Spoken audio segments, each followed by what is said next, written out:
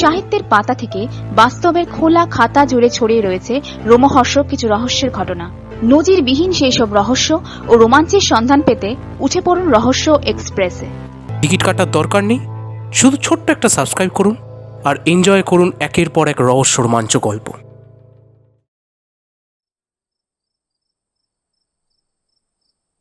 সিঁড়ির বাঁকের মুখে হতবুদ্ধি সমীরণ লণ্ঠনটা হাতে নিয়ে আচমকা দাঁড়িয়ে গেল। নিচে থেকে অন্ধকার সিঁড়ি ভেঙে যে উঠে আসছিল লণ্ঠনের অপ্রত্যাশিত আলোয়, সেও বোধহয় রীতিমতো অপ্রস্তুত হয়ে গিয়েছিল। দুই অসাবধান মানুষের মুখোমুখি সংঘর্ষটা একটুর জন্যে বেঁচে গেল, কিন্তু দুজনেই কিছু সময়ের জন্যে অনড় আর আড়ষ্ট থমকে রইল। সরু সিঁড়ি, দুটো মানুষের কোনো রকমে জায়গা হয়, পথ ছেড়ে দাঁড়াবার প্রশ্ন নেই, যে কোনো একজনকে উঠতে কিংবা নামতে হবে। সমীরণের স্বাভাবিক ভদ্রতার হুঁশ ছিল না। তার অবাধ্য চোখ দুটো লণ্ঠনের অশালীন আলোর মতোই ছড়িয়ে পড়েছিল মেয়েটির সর্বাঙ্গে। প্রথম ঝলকে মনে হয়েছিল মেয়েটি নির্বসন। চোখের ভুল ধরা পড়ে গেল পরের মুহূর্তেই। সদ্য স্নাতা তরুণীটির গায়ে কাঁচ কিংবা কাগজের মতো স্বচ্ছ কিছু লেপ্টে আছে। ভিজে পাতলা শাড়ির এক পোঁচড়, কুচকুচে কালো আঙুরের থোকার মতো কোকড়া চুলের ফ্রেমে নরম ডিমের মতো মুখ, শাঁখের মতো গ্রীবা ছুঁয়ে মোম পাথরে গড়া একটি সুঠাম শরীর আলতা পড়া পায়ের আঙুল পর্যন্ত বিস্তৃত। এরকম ফেটে পড়ার রূপ এবং যৌবন একসঙ্গে প্রায় অবিশ্বাস্য।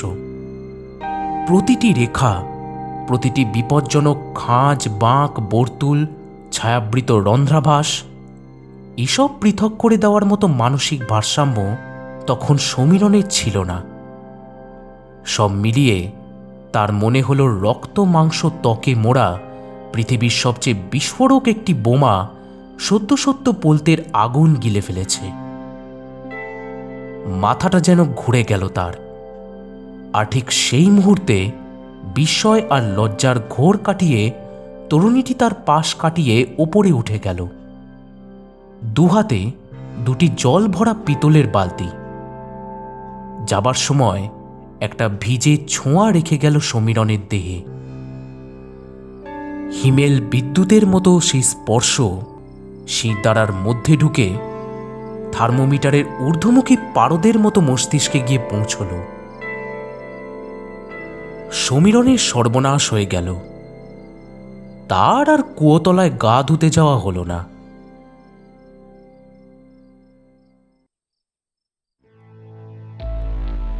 শুনতে থাকুন রহস্য এক্সপ্রেসে আজকের গল্প আনন্দ বাগচির লেখা কামিনী কাঞ্চন। গল্প পাঠে সুফল, বিভিন্ন চরিত্রে সুফল এবং অঞ্চিতা। বিশেষ সহযোগিতায় এক্সেলার বুকস প্রকাশনী।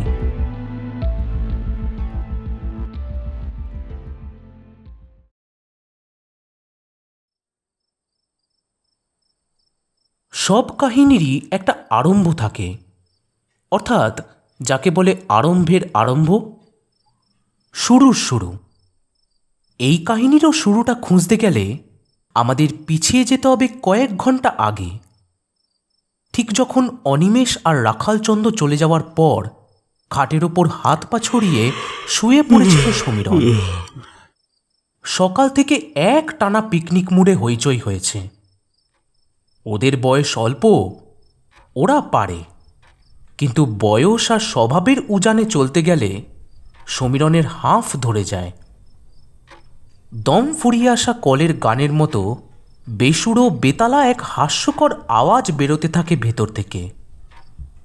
দম এবং উদ্যম দুই ফুরিয়ে আসে আপনা থেকে। শরীর আর বইতে চায় না। ওরা কিন্তু সকাল থেকে এই যাবার আগে পর্যন্ত এক টানা চালিয়ে গেল।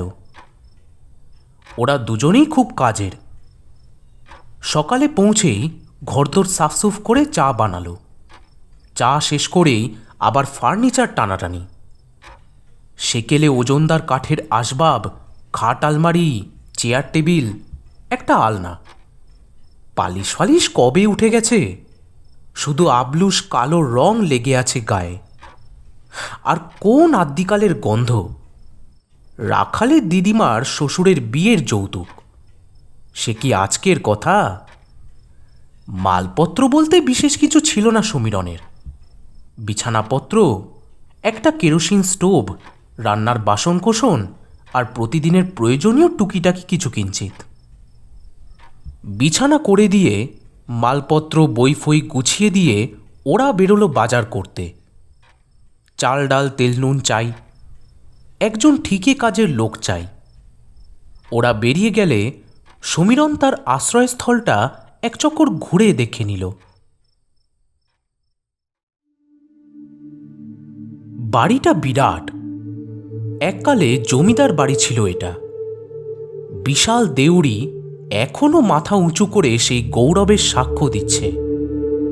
যদিও পলেস্তারা খসে ইট সুরকি বেরিয়ে পড়েছে, জানলা দরজার রং জলে ধুয়ে রোদে জ্বলে ফ্যাকাশে সাদা হয়ে গেছে। মূল বাড়িটা গায়ে গতরে দিনে দিনে বেড়ে উঠেছিল একসময়, ঠিক যেন 200 বছরের পুরনো বটগাছ ডালপালা ছড়িয়েছে আর থামের মতো মোটা মোটা ঝুড়ি নেমেছে। পিলার তুলে তুলে আদি বাড়ির গায়ে গায়ে ঘর বাড়িয়েছিলেন কর্তারা। ফলে এক দেওয়ালের পিঠ ঠেলে ঘরের পর ঘর জুড়ে জুড়ে দুর্গের মতো হয়ে গেছে বাড়িটা। শ্রীছাঁদ আর নেই, গোলমেলে জ্যামিতির কাঠামো যেন। উঁচু নিচু ছাদের পরে ছাদ, এপাশ ওপাশ দিয়ে সিঁড়ি উঠেছে। সুড়ঙ্গের মতো ঢাকা বারান্দার অলিগুলি পরস্পর কাটাকুটি খেলেছে। জমিদারি গেছে, তবে বাড়িটা আছে, বাগান আছে, পুকুর আছে। সেই জাঁকজমক আর পয়সার গরমের দিন শেষ, কিন্তু বাঁশে কঞ্চিতে মিলে ঝাড় বেড়েছে। বংশ বিস্তারের সঙ্গে সঙ্গে ভাগ হয়ে গেছে মহলের পর মহল। শরিকি বাঁটোয়ারায় টুকরো টুকরো হয়েও কুলোয়নি। বাড়ির তুলনায় উত্তরাধিকারী বেশি, ঘরের তুলনায় মালিকানা। তবে এই পাড়াগায়ে সুরকি ঝুরঝুর বাড়িতে এক আধখানা ঘরের মায়ায় রাখালের মাতুল পরিবারের অনেকেই আর বসে নেই। দেশে বিদেশে নানান জায়গায় ছড়িয়ে ছিটিয়ে গিয়েছেন, সফল এবং প্রতিষ্ঠিত হয়েছেন। তাই কেউ আর ভুলেও এ পথ মারান না। কেউ কেউ নিজের অংশ দান করে দিয়েছেন, কেউ জলের দরে বিক্রি করেছেন। শুধু যাদের কোনো সঙ্গতি নেই, তারাই শেয়াল ডাকা এই ভিটেমাটি কড়িবর্গা আঁকড়ে পড়ে আছেন। ভাড়াটে বসিয়ে গেছেন কেউ কেউ।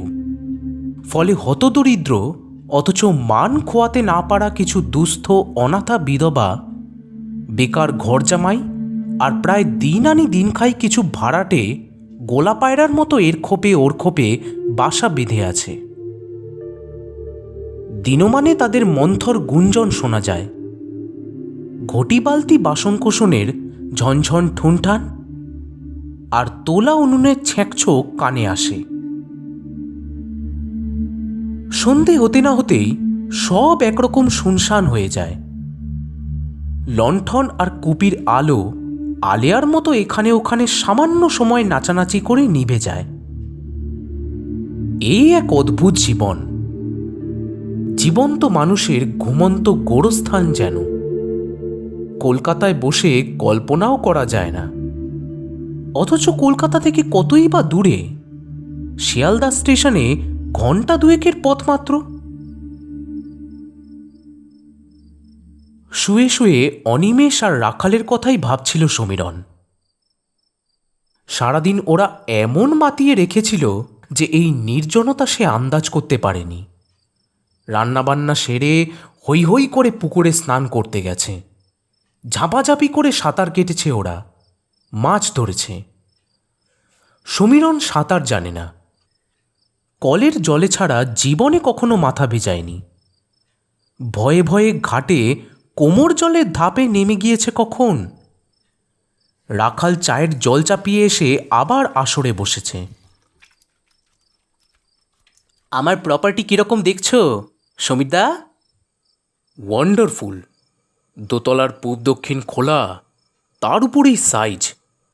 কলকাতার হিসেবে একখানা হলঘর, মেঝেতে আবার মার্বেল পাথরের টালি বসানো।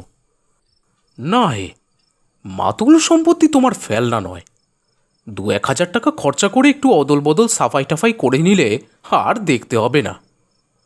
রাখাল খুশি হলো। যাক, তোমার পছন্দ হয়েছে তাহলে? পছন্দ হবে না বলো কি? কোথায় কিভাবে ছিলাম আর কোথায় এসেছি। তা সত্যি, শুধু মন রাখার জন্যে কথাটা বলেনি সমীরণ। মেসের একচিলতে ঘরে 20 বছর একটানা কাটিয়ে দিতে দিতে পাখা মরে যাওয়া পাখির মতো অবস্থা হয়েছিল তার। শরীরে যেন কোনো সার ছিল না। হাত পা ছড়িয়ে আয়েশ করা কাকে বলে ভুলেই গিয়েছিল একেবারে।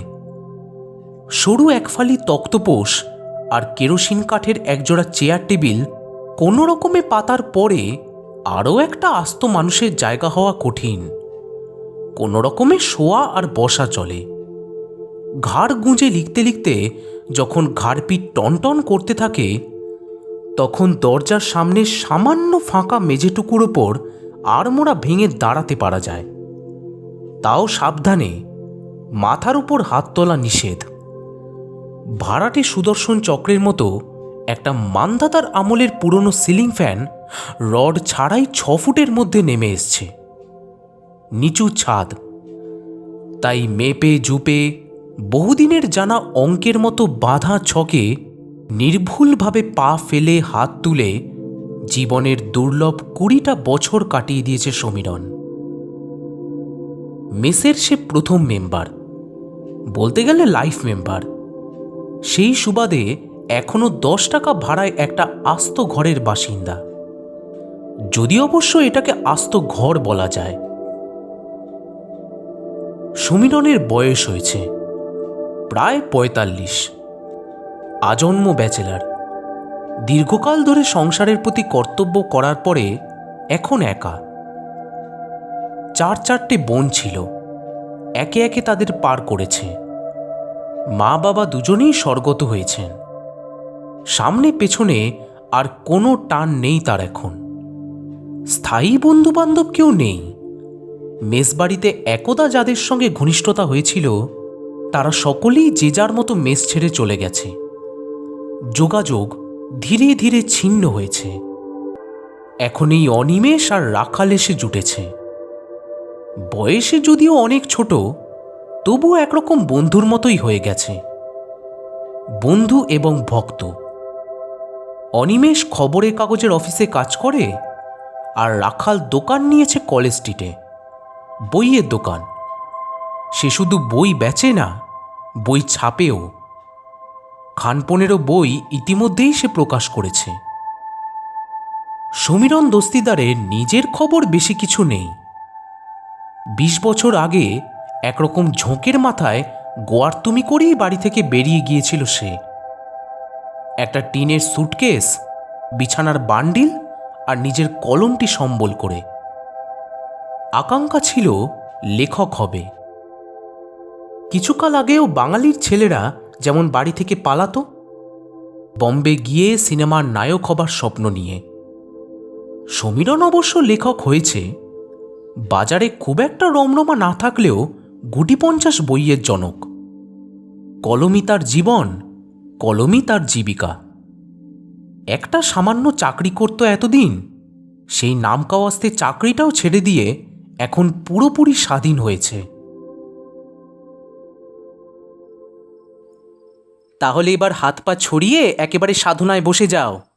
টপ গিয়ারে কলম চালিয়ে তোমার ওই এপিক উপন্যাসখানা একেবারে শেষ করে ফেলো। আমি ছাপব। অনিমেষ ধুয়ো ধরল। হ্যাঁ সমীরদা, এইবার চাই তোমার মাস্টারপিস। বাংলা সাহিত্যকে একেবারে তাক লাগিয়ে দেওয়া চাই। এরকম কাম অ্যান্ড কোয়াইট জায়গা তুমি তপবনের আশ্রমেও পাবে না। রাখাল হাসল। এখানে তুমি আমার গেস্ট। 1 মাস লাগুক, 2 মাস লাগুক, সব ইনভেস্টমেন্ট আমার। উইকেন্ডে এসে আমরা দেখে দেখে যাব। চাল ডাল নুন লাকড়ির চিন্তা তোমাকে করতে হবে না। সেজন্যে আমরা রয়েছি। আর কাল থেকে ভবানী মাসি আসবে, সকালে বিকেলে তোমাকে রেঁধে বেড়ে দিয়ে যাবে। সমীরণ কিছু বলার আগেই রাখাল তার কথা শেষ করে চা আনতে চলে গেল। তারপর চা খেয়ে ওরা 4:25 গাড়ি ধরে চলে গেল। খাটের বিছানায় শুয়ে শুয়ে সমীরণ গাড়িটার চলে যাওয়ার শব্দ শুনল। রাখাল ছেলেটা খুব প্র্যাকটিক্যাল, অনিমেষও কম যায় না। খুঁটিনাটি সব দিকে নজর আছে। মোমবাতি আর দেশলাইয়ের বান্ডিল, চা বিস্কুট, টিনের দুধ, সিগারেটের কার্টন, একটা টর্চ, সব কিছু গুছিয়ে রেখে গেছে। খবরের কাগজের বন্দোবস্ত পর্যন্ত করে দিয়ে গেছে। আর সেই সঙ্গে রেখে গেছে নির্জনতা। এত নির্জনতা যে থেকে থেকে কানে তালা ধরে যাচ্ছিল সমীরণের।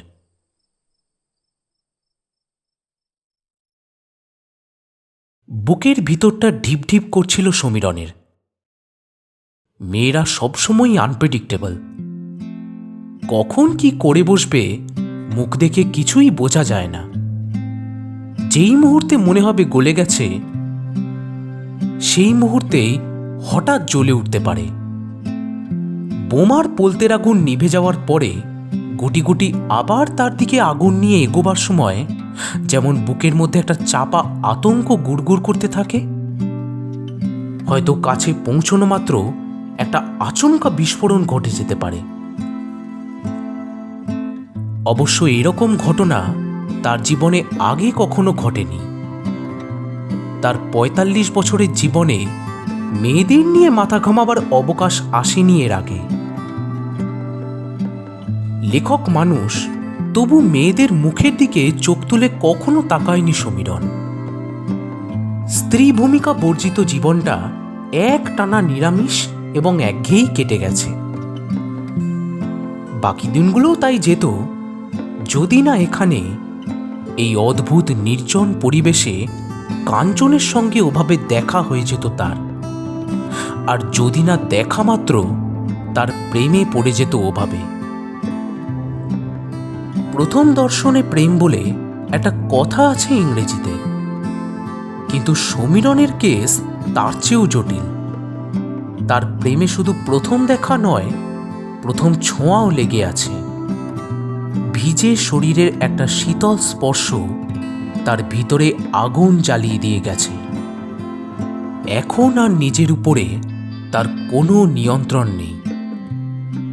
এই দুদিন ধরে সে কাঞ্চনকে কম করেও অন্তত ৩২ দেখেছে, এই জানলা দিয়ে লুকিয়ে লুকিয়ে, হ্যাংলা চোরের মতো।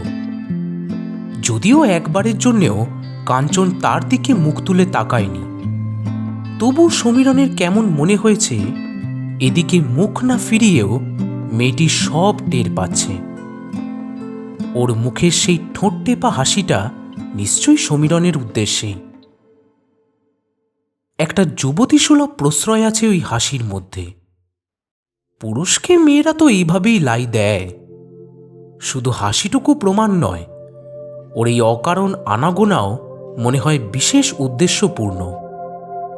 কুয়োতলায় ওর এত কি কাজ যে দিনের মধ্যে ৩৬ বার সিঁড়ি ভেঙে ওঠানামা করতে হয়? শুধু হাতেই তো উঠছে নামছে বারবার। প্রথম দেখার পর রাতটা ওর কথা ভেবে ভেবে প্রায় জেগেই কাটিয়ে দিয়েছে সমীরণ। কে এই তরুণী? কি এর পরিচয়? বছর ২৪-২৫ বয়স হবে মনে হয়, যদিও দেখায় আরও কম। বিবাহিত, কিন্তু অবস্থা বোধহয় খুব ভালো নয়। গায়ে গয়নাগাটি প্রায় নেই বললেই চলে। এই ধরনের রক্ষণশীল পরিবারে আবরুটানা অন্দরমহলে অনেক গোপন গল্প থাকে, অনেক গণ্ডগোল। বজ্র আটুনির তলাতেই ফসকা গেরো, ঘোমটার তলায় কি যেন বলে সেই নাচ, এ তো জানা কথাই। বাইরের লোক দেখানো বনেদিয়ানা আর আভিজাত্য তলায় তলায় কবে ফোঁপড়া ঝাঁঝরা হয়ে গেছে। তরুণীটি যে সংসারের বধূ, সেই গেরস্থালির চেহারা কিরকম তা সমীরণ জানে না, কিন্তু লেখক হিসেবে কিছুটা কল্পনা করতে পারে। জমিদার বংশের ভগ্নাংশ হলেও পড়তি অবস্থাতেও নীল রক্তের দাপট ছিল একদিন। গরিব ঘর থেকে তুলে আনার পর ছেলের শ্বশুরবাড়ির সঙ্গে আর কোনো যোগাযোগ রাখেনি এই পরিবার। বিয়ের পরদিন থেকেই কাঞ্চন অন্তরীণ হয়ে রয়েছে। শাশুড়ি এখন বাতে পঙ্গু, শ্বশুর গত হয়েছেন, স্বামীটি অপদেবতা বিশেষ। পৈতৃক যা কিছু ছিল নানান বদখেয়ালে উড়িয়ে ফুরিয়ে এখন বউয়ের গায়ে হাত দিয়েছে। মদ্যপ লম্পট রেসুরে মানুষের শেষ পরিণতি যেরকম, রাতে কোনোদিন বাড়ি ফেরে, কোনোদিন ফেরে না, অথবা গল্পটাকে আরেকভাবে ভাবা যায়। বৃদ্ধ যক্ষযক্ষিণীর মতো শ্বশুর শাশুড়ি নিয়ে কাঞ্চনের সংসার। স্বামী বিদেশে, আগে ঘন ঘন আসত, এখন বাড়িতে আসা প্রায় ছেড়েই দিয়েছে। অবশ্যই মানি অর্ডারের যোগসূত্রটা ছিঁড়ব করেও এখনো ছেড়েনি। ফিল্মের গল্পের মতো কে জানে সে গোপনে আরেকটা সংসার পেতে বসেছে হয়তো। চোখের আড়ালেও প্রকৃতি তার আপন নিয়মে নির্ভুল অঙ্কের মতো এগোয়। ন্যাড়া ডাল একদিন সবুজ পাতায় ছেয়ে যায়, কুঁড়ি আসে, ফুল ফোটে। দেহের কানায় কানায় ভরা যৌবন একদিন উপচে পড়তে থাকে। নারীকে তার নিজের আগুন নিয়ে খেলতেই হয়। দীর্ঘদিন, দীর্ঘ রাত জুড়ে তার নিঃসঙ্গতা অসহ্য হয়ে উঠতে থাকে ক্রমশ। আর ঠিক সেই মুহূর্তে সমীরণ এসে পড়েছে একেবারে তার গায়ের কাছে আচমকা।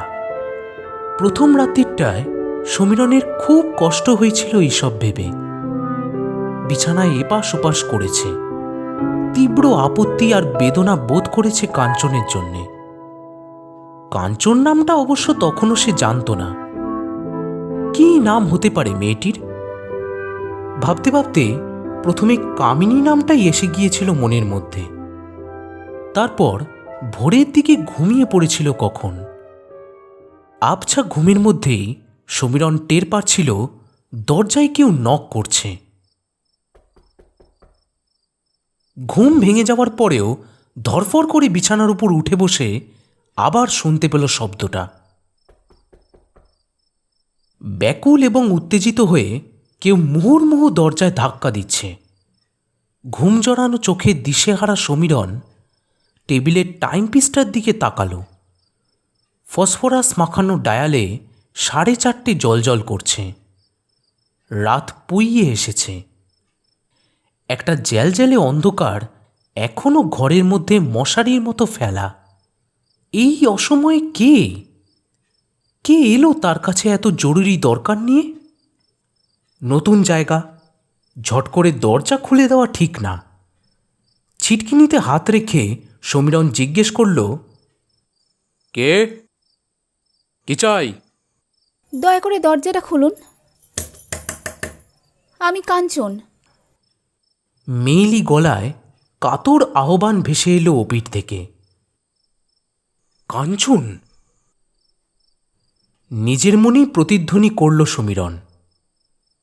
এই নামের কাউকে মনে পড়ল না। না পড়ুক, কিন্তু যে এসেছে সে বোধহয় খুব বিপন্ন। দরজা খুলে দিতেই সে হুড়মুড় করে সমীরণের গায়ের উপর এসে পড়ল। টাল সামলাতে মেয়েটিকে জড়িয়ে ধরেও দুপা ঘরের মধ্যে পিছিয়ে আসতে হলো সমীরণকে। মেয়েটি হাঁপাচ্ছিল, বুকের ওঠা পড়া টের পাচ্ছিল সে। বেশবাস আলুথালু, ভালো করে দাঁড়াবার ক্ষমতাও হারিয়ে ফেলেছে যেন। ভাঙা ভাঙা ধরা গলায় সে যেন কোনো রকমই উচ্চারণ করল, আমাকে মেরে ফেলবে, বাঁচান। লজ্জিত হতভম্ব সমীরণ নিজেকে বিচ্ছিন্ন করে নিতে নিতেই শুনতে পেল একটা মত্ত কণ্ঠের গর্জন। ভেতরের বারান্দা দিয়ে কেউ খেপা ষাঁড়ের মতো তার দরজার দিকেই ছুটে আসছে। অনিবার্য এবং আসন্ন বিপদের হাত থেকে বাঁচবার জন্যে সশস্ত্র সমীরণ তাড়াতাড়ি দরজায় খিল তুলে দিতে গেল। শয়তানি পড়ার মুখে কোথায় তার গেল? ভীত কম্পিত হাত থেকে খিলটা পিছলে পড়ে গেল, আর সেই মুহূর্তেই একটা ঝনঝন শব্দে তার ঘুমটা সত্যি করে ভেঙে গেল। চোখ খুলেও কিছুক্ষণ সমীরণ অসাড় হয়ে শুয়ে থাকল। সদ্য দুঃস্বপ্নের আঘাত কাটিয়ে উঠতে, বুকের ধকধকানি শান্ত করতে একটু সময় লাগল। ভয় এবং একটা মধুর আবেশ একসঙ্গে বুক চেপে ধরেছিল সমীরণের। তার শরীরে তখনও যেন তপ্ত কাঞ্চনের জীবন্ত স্পর্শ লেগে রয়েছে। এত বাস্তব, এত মুহূর্ত আগের, যে চোখ খুলেও তার জের কাটেনি। ভোরের আলোয় ঘর ভেসে যাচ্ছে, কিছুই আর অস্পষ্ট নয় এখন। দরজায় যেমন খিল বন্ধ ছিল তেমনই আছে। শূন্য নির্জন ঘরের শান্তি যেন এক চুল চির খায়নি। শুধু তার মনের মধ্যে সব উথাল পাথাল হয়ে গেছে। নিজের মনের অবচেতন আকাঙ্ক্ষা থেকেই এই স্বপ্নটার জন্ম, তাতেই আর সন্দেহ নেই সমীরণের। নইলে লণ্ঠনের গায়ে হলুদ আলোয় যে যুবতীকে সে সন্ধেবেলা এক নুড মডেলের দুর্লভ ভঙ্গিমায় দেখে ফেলেছিল সিঁড়ির মুখে, তাকেই সে নিজের আলিঙ্গনের মধ্যে পেয়ে গেল কি করে? যার নাম ভেবেছিল কামিনী, সেই স্বপ্নের মধ্যে বন্ধ দরজায় ঘা দিয়ে নিজের নাম জানিয়ে গেল কাঞ্চন। কাঞ্চনই হয়তো মেয়েটির নাম, সত্যিকারের নাম। টেলিপ্যাথির মতো কোনো অজ্ঞাত প্রক্রিয়ায় তার কাছে পৌঁছে গেল। স্বপ্নের মধ্যে স্বপ্নভঙ্গ হয়েছিল বুঝতে পেরে সমীরণ ধর্মড়িয়ে উঠে বসে নামতে গেল, আর তক্ষুনি দেখতে পেল মেঝেটা জলে থই থই করছে। ঘুমের মধ্যে বোধহয় হাত ছুঁড়েছিল সে। হাতের ধাক্কা লেগে টিপয়ের ওপর থেকে জলের জগটা মাটিতে পড়ে গেছে। জগের মুখটা একটা ডিশ দিয়ে ঢাকা ছিল, সেটা মাটিতে 4 টুকরো হয়ে পড়ে আছে। সমীরণ জল আর পোর্সেলিনের টুকরো বাঁচিয়ে মাটিতে পা রাখতে যাবে, এমন সময় কি একটা নরম জিনিস তার কোলের উপর এসে পড়ল। চমকে তাকিয়ে দেখল গোল গোল গোটা 2 পাতা শুদ্ধ একটা বেগুনি রঙের ফুল, ডাঁটি থেকে সদ্য ছেঁড়া। অবাক কাণ্ড! ফুলটা শূন্য থেকে খসে পড়তে পারে না, কেউ নিশ্চয়ই ছুঁড়ে মেরেছে। কে মারল? তার সঙ্গে এই রসিকতা কে করল? চারপাশে তাকাতেই ওপাশের জানলাটা চোখে পড়ল, যেখান দিয়ে ফুলটা ছিটকে আসার সম্ভাবনা। ফুলটা হাতে নিয়ে এক লাফে সমীরণ জানলার কাছে পৌঁছল, আর তখনই প্রথম আবিষ্কার করল সিঁড়ির মাথা আর এক চিলতে ভেতরের বারান্দা এই জানলার তল ঘেঁষে চলে গেছে। এপাশ ওপাশ তাকিয়ে কাউকে অবশ্য দেখা গেল না। শুধু রিন রিন ঝিনঝিন একটা শব্দ যেন ক্ষীণ থেকে ক্ষীণতর হয়ে মিলিয়ে গেল। ভুঁড়ো কুচকে বিভ্রান্ত সমীরণ কিছু মনে করবার চেষ্টা করল এক মুহূর্ত, কিন্তু একটা যোগসূত্র সে যেন ঠিক ধরতে পারছে না। যেন সুতোর দুটো প্রান্ত জট পাকিয়ে কোথায় মুখ লুকিয়েছে খুঁজে পাওয়া যাচ্ছে না। উল্টে টানাটানির ফলে ফাঁসটা আরো জটিল হয়ে উঠেছে। বিরক্ত সমীরণ চিন্তাভাবনা ছেড়ে ফেলে হাতের ফুলের দিকে ভালো করে তাকালো, আর সঙ্গে সঙ্গে গায়ে কাঁটা দিল। কাকতালীয় হলেও যোগাযোগটা বিচিত্র।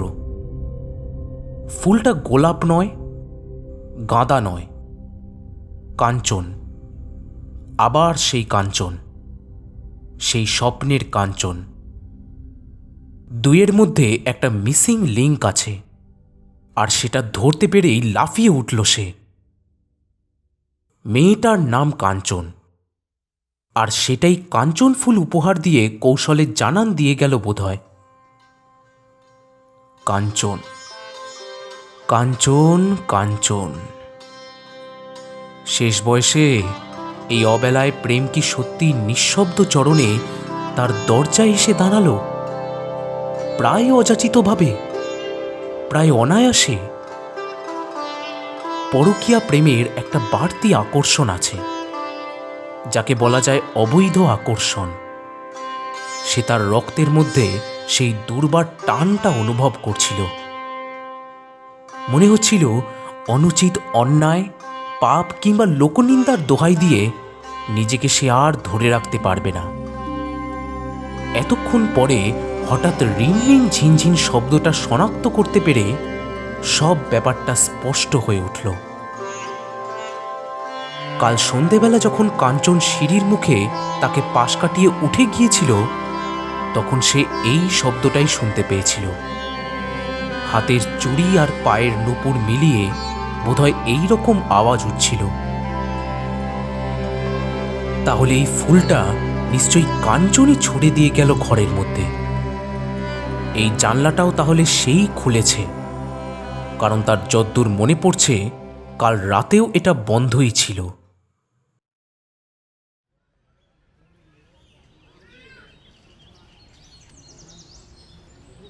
চায়ে গোটা দুই চুমুক দেবার পর সমীরণের খেয়াল হলো চা জুড়িয়ে একেবারে জল হয়ে গেছে। চার ছড়িয়ে মাছ শিকারী যেমন করে এক দৃষ্টিতে ফাতনার দিকে তাকিয়ে বসে থাকে, সমীরণ সেইভাবেই আধখোলা জানলার ফাঁকে দৃষ্টি রেখে বসেছিল। চায়ের কাপের কথাটা বেমালুম ভুলেই গিয়েছিল। 15-20 মিনিট হতে পারে, আধ ঘন্টা 40 মিনিট হওয়াও বিচিত্র নয়। স্নায়ু ক্ষয়কারী উদ্বেগ নিয়ে সে কাঞ্চনের অপেক্ষা করছিল। কিন্তু আজ দুপুর থেকে তার দেখা পাওয়া দূরে থাক, সেই রিন রিন ঝিনঝিন শব্দটাও দূর থেকে কানে আসেনি। দেওয়ালের ওপিঠে আজ কি হচ্ছে কে জানে। আসন্ন ঝড়ের পূর্বাভাসও হতে পারে। সব যেন নিঃশব্দ নিঝুম হয়ে গেছে। চিঠিটায় ঝোঁকের মাথায় এমন কতকগুলো কথা লিখে ফেলেছে যা কাঞ্চন অসম্মানজনক মনে করলেই বিপদ। এখন মনে হচ্ছে চিঠিটা লিখে খুবই মূর্খের মতো কাজ করা হয়েছে। আসলে কাঞ্চনের স্বভাব চরিত্র সম্বন্ধে পরিষ্কার কোনো ধারণায় আসা মুশকিল। যে কোনো মেয়ের সম্বন্ধেই তাই। ধমক গমক আর ঠোঁটের হাসি দেখে কিছুই বোঝা যায় না। পেন্ডুলামের মতো এই মুহূর্তে যে কাছে আসে, পরের মুহূর্তেই সে ততোধিক দূরে সরে যায়। গলে গেছে মনে করে গদগদ হতে না হতেই সে জ্বলে ওঠে। ছেলেবেলায় কালী পুজোর রাতে এরকম কিছু বোমা বা পটকা দেখার অভিজ্ঞতা তার হয়েছে। পোলতের আগুন হজম করে যে নিরীহ নষ্ট চেহারা নিয়ে ঘাপটি মেরে পড়ে থাকে শুধু কাছে যাওয়ার অপেক্ষায়, তারপর আচমকা ফেটে পড়ে। ভগবান না করুন এখন কাঞ্চনও সেরকম একটা কাণ্ড বাঁধিয়ে তুলতে পারে। চিঠিটা যদি তার স্বামী কিংবা অন্য কারো হাতে তুলে দিয়ে থাকে, তাহলে মারাত্মক কেলেঙ্কারি ঘটতে আর দেরি নেই। মান সম্মান খুইয়ে এখান থেকে তাকে বিনা নোটিসে পাত্তারি গুটোতে হবে। মনে মনে অধৈর্য সমীরণ কাঞ্চনের উত্তরের অপেক্ষা করছিল। চিঠি যদি নাও আসে, একবার কাঞ্চনের দেখা পেলেও কিছুটা আঁচ পাওয়া যেত। বিপজ্জনক ফাঁদে জড়িয়ে পড়ার আগেই মানে মানে এখান থেকে সরে পড়া যেত।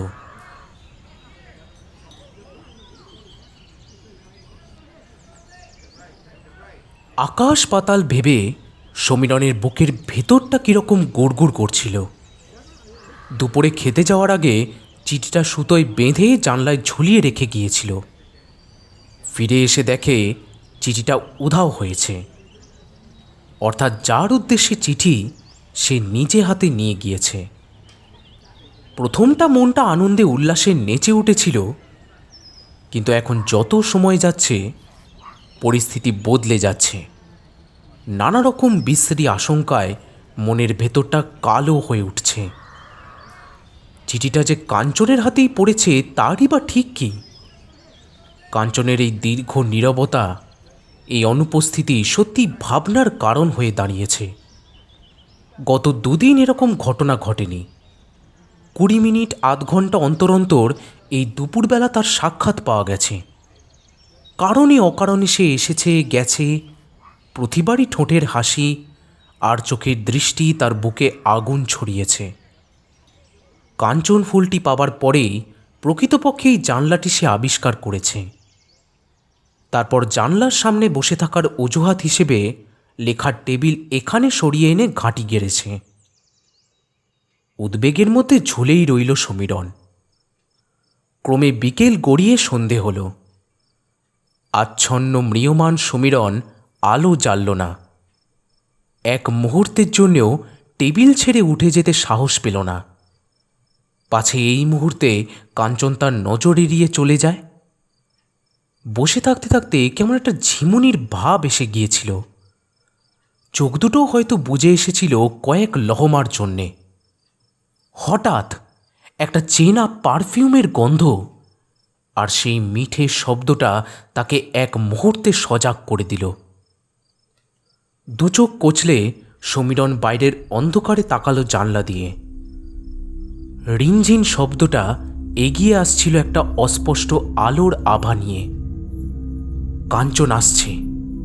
সিঁড়ির ধাপে তার শরীরটা ক্রমে ক্রমে সম্পূর্ণ হচ্ছিল।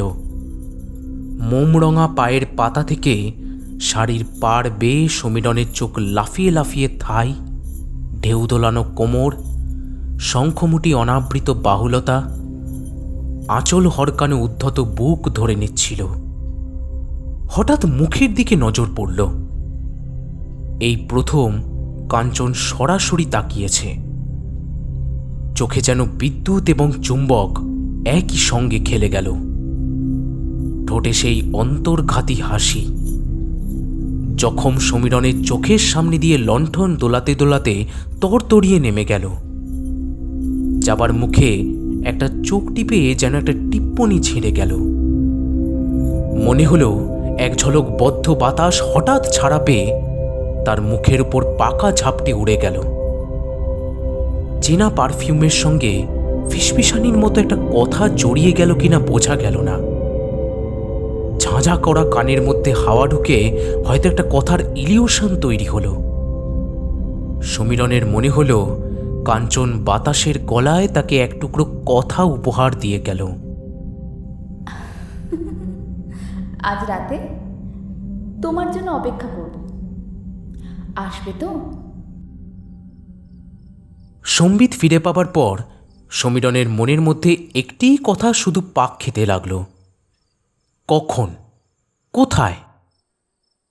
স্বস্তিতে, উল্লাসে, উত্তেজনায় তার দুচোখে যেন ঘুম জড়িয়ে আসবে। কতদিনের বাঁধ ভাঙা ঢল নেমে আসবে সারা শরীর বেয়ে। কিন্তু এখন ঘুম তো তুচ্ছ কথা, তার এখন মরবারও সময় নেই। এক বিচিত্র রূপকথার জগৎ এখন তার হাতের মুঠোয় এসে গেছে। কিংবা বলা যায় এমন রহস্যপুরীর গোপন দরজার চাবিকাঠি যেখানে সেই প্রথম তার নিঃশেষ হয়ে যাওয়া জীবনে এই প্রথম প্রবেশ করবার ছাড়পত্র মিলল। যে রহস্য, যে রোমাঞ্চের স্বাদ থেকে সে চিরকাল বঞ্চিত থেকে গেছে। নারীর দেহ সে কোনোদিন স্পর্শও করেনি। নারীর মন তার নিতান্তই কল্পনার সামগ্রী। শুধু গল্পের জন্য বানিয়ে বানিয়ে এতদিন যা কিছু লিখেছে। মানুষের মন এইরকমই। কয়েক মিনিট আগেও যে আশঙ্কায় আশঙ্কায় কণ্টকিত হয়েছিল, এই যাত্রায় কোনো ক্রমে পার পেয়ে গেলে এমন কাজ আর কখনো করবে না বলে মনে মনে প্রতিজ্ঞা করেছে, বলতে গেলে নাক কান মলেছে, সেই মানুষই আবার আরও বড় ঝুঁকি নেওয়ার জন্যে উন্মাদের মতো ব্যাকুল হয়ে উঠেছে। ঘন ঘন হাতঘড়ি দেখছে। সমীরণ আবার ঘড়ি দেখল। রাত ৯টা। গোটা বাড়িটাই কবরখানার মতো নিস্তব্ধ হয়ে গেছে। বাইরের প্রকৃতি এখন আঁকা ছবির মতো নিস্পন্দ।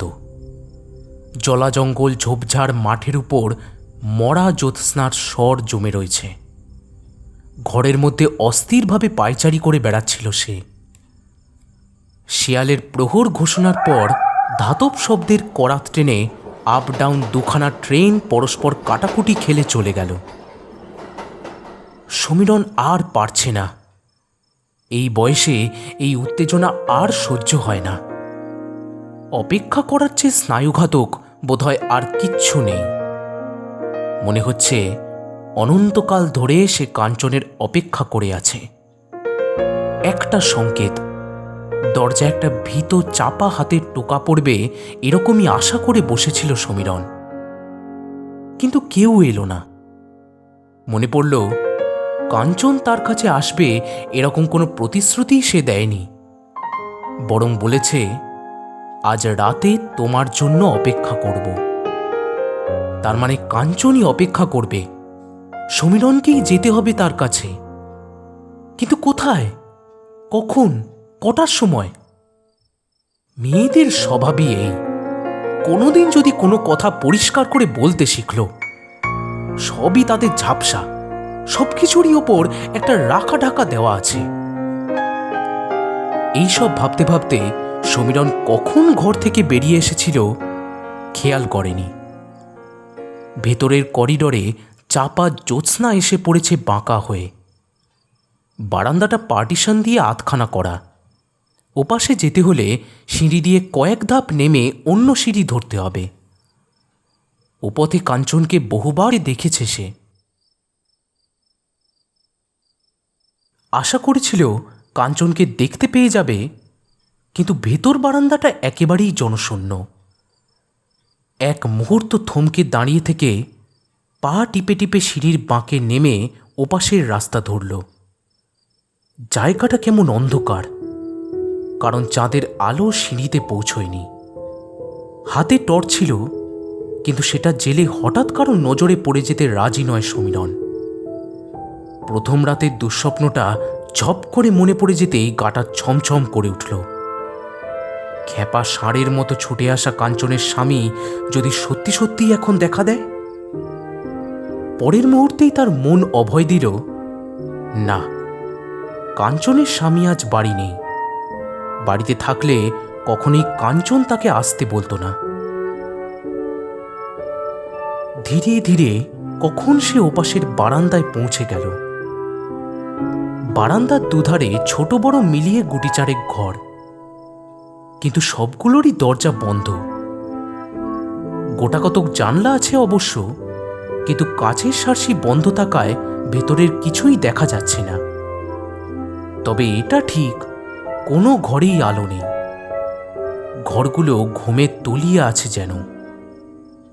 সমীরণের বুকের ভেতরে হাতুড়ি পড়ছে, হাতের আঙ্গুলের ডগাগুলো ঠান্ডা হয়ে এসছে যেন। এই বারান্দা তার নিষিদ্ধ জায়গা। এখানে তার এই অবৈধ অনুপ্রবেশে কোনো যুক্তি নেই। সমীরণ মনে মনে তবু একটা যুক্তি খাড়া করে নিল। টর্চটা পকেটে লুকিয়ে ফেলল। কারো সামনাসামনি পড়ে গেলে বলতে পারবে, নতুন জায়গা, অন্ধকারে ঠাউর করতে না পেরে ভুল সিঁড়ি দিয়ে উঠে এসেছে। কথাটা ভেবে স্তক জোর পেল সমীরণ। কান খাড়া করে ঘরের বাসিন্দাদের নিঃশ্বাস প্রশ্বাসের শব্দ শোনবার চেষ্টা করতেই একেবারে চমকে উঠল। সেই চেনা পারফিউমের গন্ধটা যেন এক ঝলক নাকে এসে লাগল। সেই সঙ্গে সেই চেনা রিনঝিন শব্দটা। সমীরণ সেই মুহূর্তে একটা দরজার পাশে দাঁড়িয়ে গেল।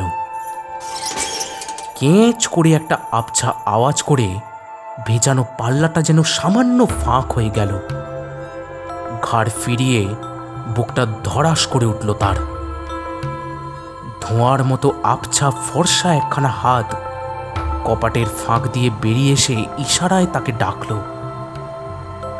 সম্মোহিতের মতো সমীরণ বোবা গলায় শুধল, কাঞ্চন। সব কেমন তালগোল পাকিয়ে গেল সমীরণের মগজের মধ্যে। কানের পাশে একটা মদালসা চাপা গলায় কেউ বলল, এসো, এই তো আমি। কাঞ্চন। এসো, ভেতরে এসো, এসো, এসো। কথাটা যেন ধ্বনি প্রতিধ্বনি হয়ে অণু পরমাণুতে টুকরো টুকরো হয়ে কানের মধ্যে অনন্তকাল ধরে বেজেই চলল। এসো, ভেতরে এসো,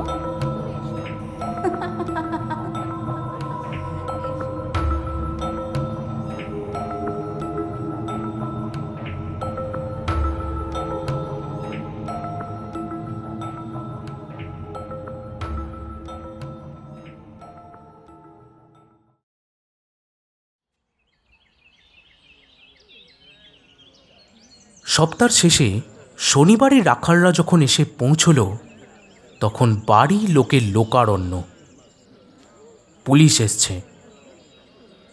উঠোনে সমীরণের পচে দুর্গন্ধ বেরোনোর লাশ সাদা চাদর দিয়ে ঢাকা রয়েছে।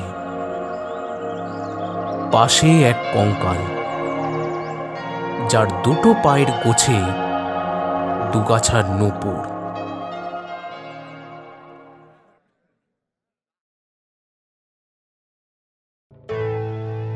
শুনছিলেন আনন্দ বাগচির লেখা হরার রোম্যান্স কামিনী কাঞ্চন।